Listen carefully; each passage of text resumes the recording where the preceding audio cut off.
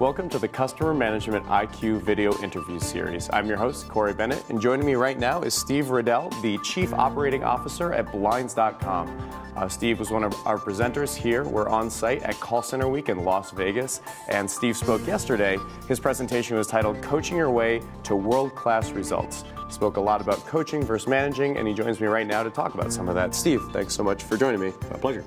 So I wanted to start off and talk about this concept. Okay. What is coaching versus managing? What are the differences? What should the breakdown be between coaching and managing as a manager yourself?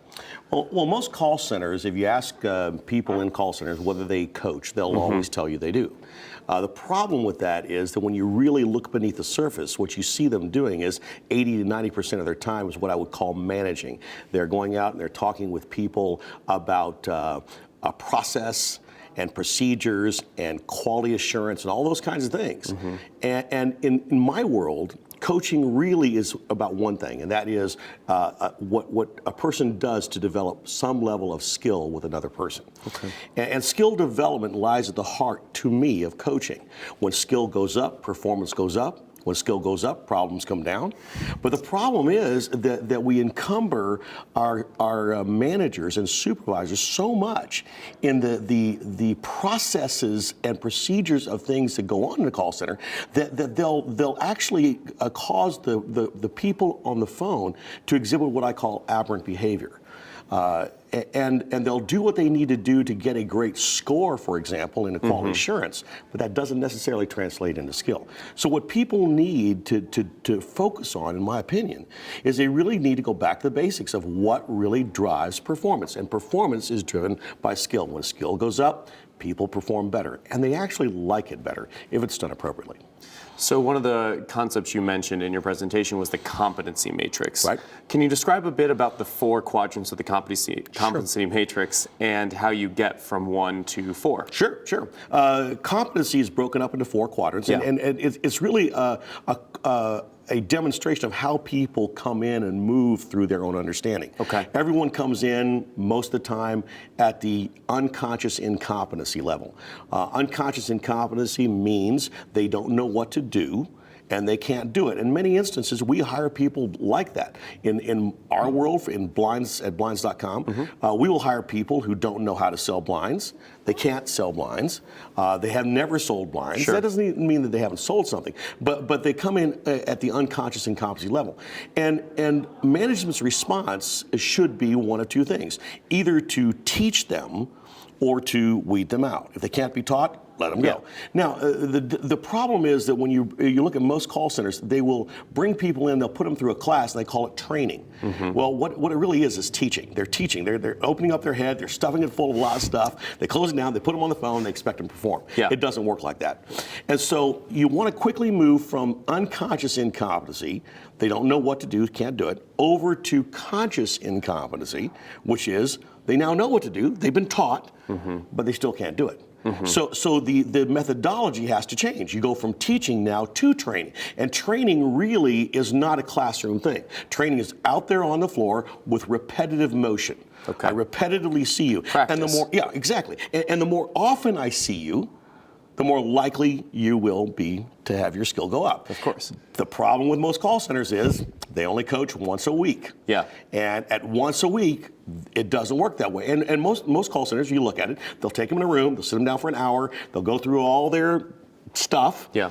And at the end of the day, you'd be hard-pressed to say that person goes out of there more skilled. But you don't necessarily always have time to coach every day. Well, or do you? Well, we'll get to that in a minute, but that's a good point. Yeah.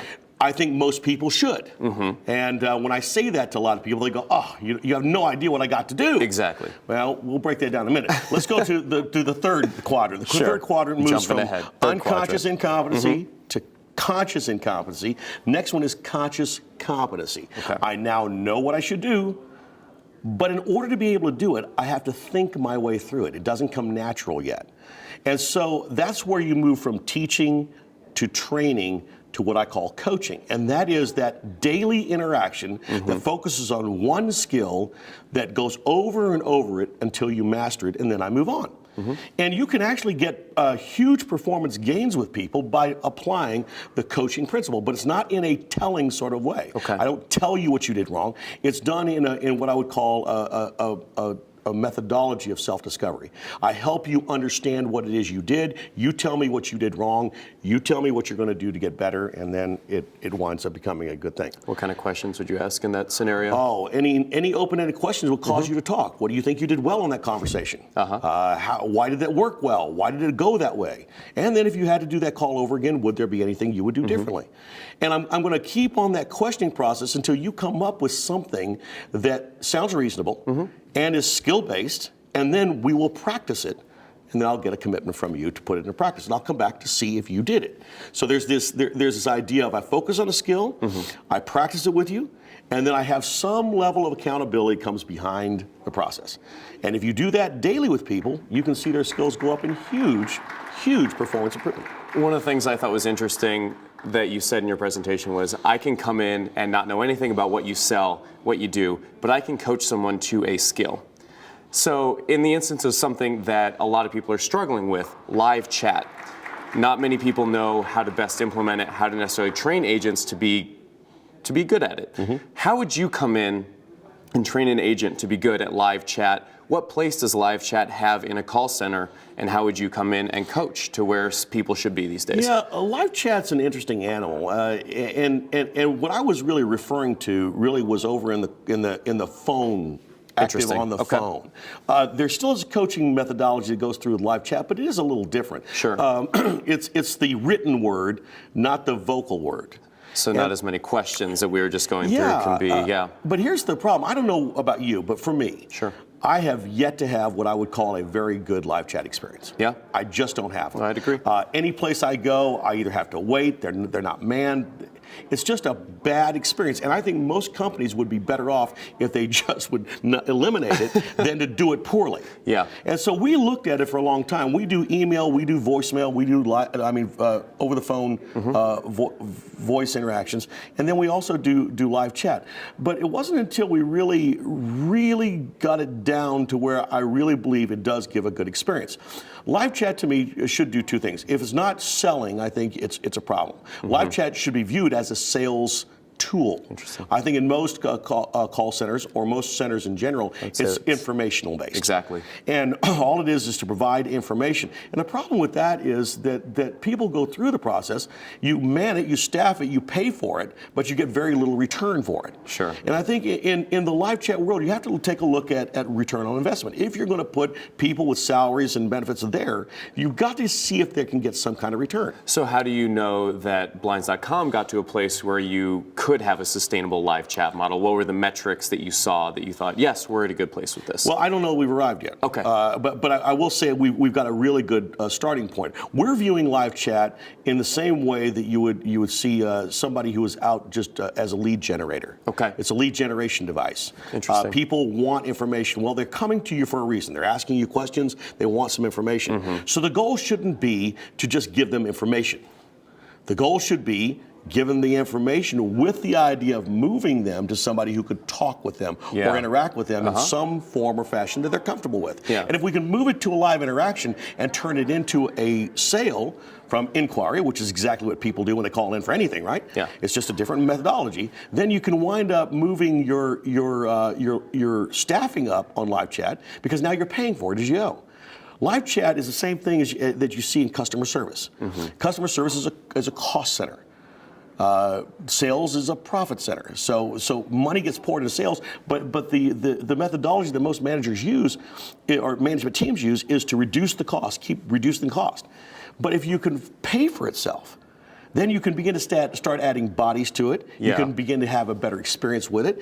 And if it's profitable, then I think the experiential level grows, and you don't have to have as many interactions per live chat agent. And I think that's the problem. They're doing too many interactions, and you can't tell me that you can have 6 interactions going on at one time and do it well. I just have never seen anybody be able to do that. Blinds.com does plan to invest more into live chat in the coming year? Absolutely. And we're already seeing the benefit of it. I have my people on 1 to 2 interactions per person. That's it. That's the most they can do.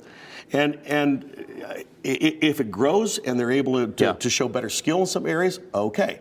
But the goal needs to be to move it to a profitability model rather than just an informational model. How many people do you think are following that 1 to 2 per agent channel? I don't think anybody is. Yeah. Because they can't afford it. Yeah. See, because their methodology is all, in my opinion, is skewed. It's all about information. So they have to have 6 to 7 interactions in order to somewhat say that they can pay for themselves. But in your opinion, that reduces profitability overall. It does. Excellent. It does, and I don't think. To me, I can't see clear. The experiential level of live chat has to increase. It has to match what you're trying to do on the phone. And if they wait forever to get an answer, they're getting these stupid, pre-done answers. I've used live chat, and I ask them a question, and I get the answer I get back isn't even remotely geared to the question I ask, and you wonder, how in the world did that happen? Well, it's like talking to there's that automated Google robot where you can type in a question it's supposed to answer like a human. It's what live chat sounds like to me. You might as well not have it. Exactly. Might as well just encourage a phone call, at least be able to talk to them. Yeah. I think the whole issue of automation and the issues surrounding the kind of software and hardware that we have available today, it always makes our life easier, but it also adds a complication to it, which is at the end of the day, we still have to remember it's an interaction with one person with another, and you've got to make it interesting. So do you think people should continue to invest in it, or should they abandon it? I mean, is it something that if we keep going, eventually we're going to hit a good place across the board? Well, I think you have to have it.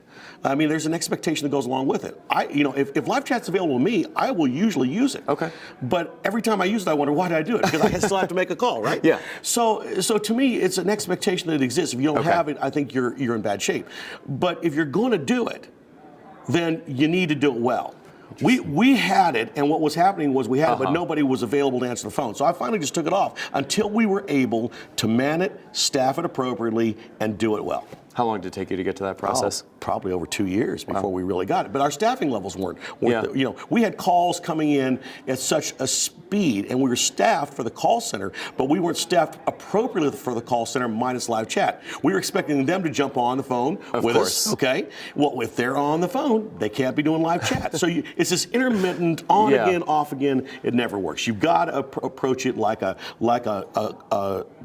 separate entity. A separate entity, a business center. Interesting. Well, terrific, Steve. I appreciate you sharing your insight. Thanks so much for joining me today. My pleasure. All right, good to be with you. And to our viewers out there, you can check out more of our videos at customermanagementiq.com. And until next time, once again, I'm your host, Corey Bennett. Thanks for watching.